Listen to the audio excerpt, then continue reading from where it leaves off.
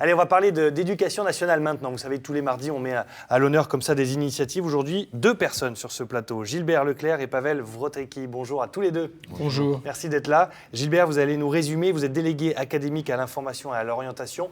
On est en pleine semaine dans l'académie de lutte contre le décrochage scolaire. C'est du 21 au 25 novembre. Comment on fait? Quels sont les outils et qu'est-ce que c'est exactement? Peut-être première chose, c'est on parle du décrochage scolaire. En réalité, on est en train de changer les termes.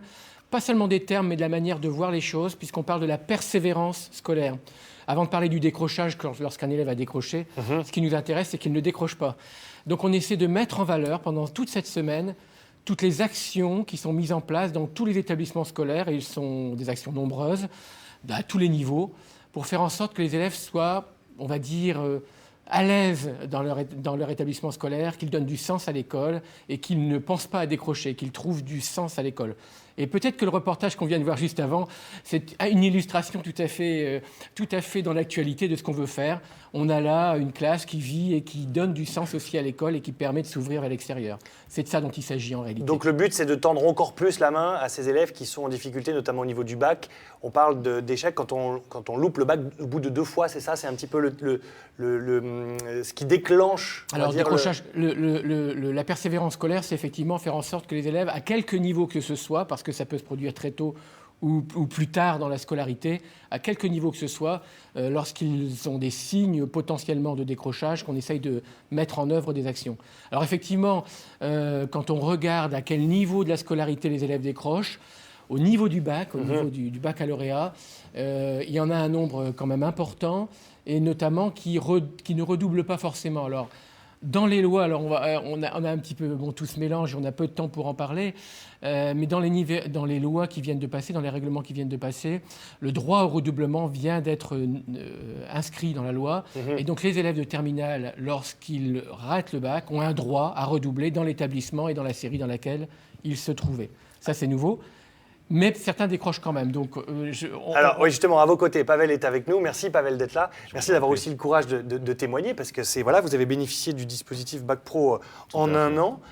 En quoi la démarche mise en place par le rectorat vous a aidé, vous, concrètement? Dans le sens où je venais de rater 2 fois mon bac de terminale S. Donc, du coup, je ne savais pas forcément vers quoi j'allais me tourner. Et ça m'a offert une dernière chance, entre guillemets. Et je pense que le fait d'avoir pris conscience qu'après ça, il n'y ait plus aucune possibilité, ça nous donne l'envie de réussir. Et ça m'a permis de continuer mes études. Il fallait un choc comme ça pour prendre conscience? Je pense. Enfin, j'étais peut-être pas dans la bonne filière, mais j'étais pas dans la bonne section. Et le fait de me réorienter dans cet aspect commercial, du moins pour la formation Bac Pro Vente et Négociation, j'ai trouvé mon pied et ça m'a permis de m'en sortir. Comment se passe le déclic de se dire, voilà, Bac S, échec 2 fois. Et comment on voit l'avenir quand on est dans cette situation-là? Quand on voit tous nos copains qui continuent et qui, pour nous, ça s'arrête, déjà, il y a une petite prise de conscience et du fait que voilà, on nous offre une dernière chance, vraiment, quand on s'en rend compte, c'est hyper bénéfique, quoi. Donc là, vous avez fait un Bac Pro Vente donc, en un an, c'était au lycée de la Haute-Oie à Amiens.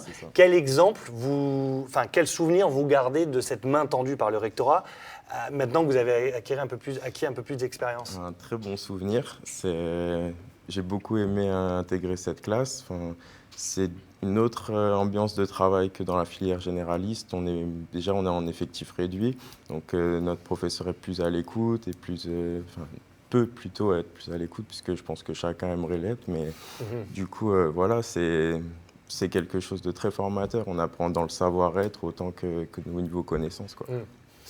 Pavel est un très bon exemple de cette main tendue justement du rectorat. Il y en a d'autres des exemples comme lui justement qui bénéficient de cette aide?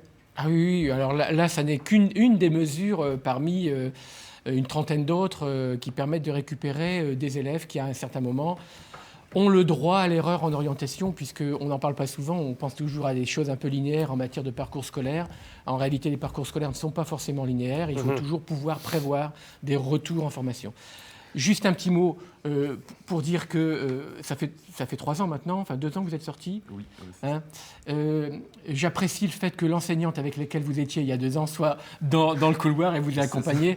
C'est ça aussi. Oui, il y a un suivi. Voilà, c'est le suivi et le fait et l'engagement des uns des autres. Donc merci aussi aux enseignants. Merci beaucoup à tous les deux. Si vous voulez plus d'informations, on va sur le site internet qui apparaît à l'écran. C'est adolescence au pluriel.fr. Hein, c'est ça, avec toutes les informations, notamment de cette semaine du 21 au 25 sur la lutte contre le décrochage scolaire dans toute l'académie. Merci à tous les deux et merci Pavel d'être venu sur ce plateau pour nous parler de votre expérience. Merci beaucoup. Oui.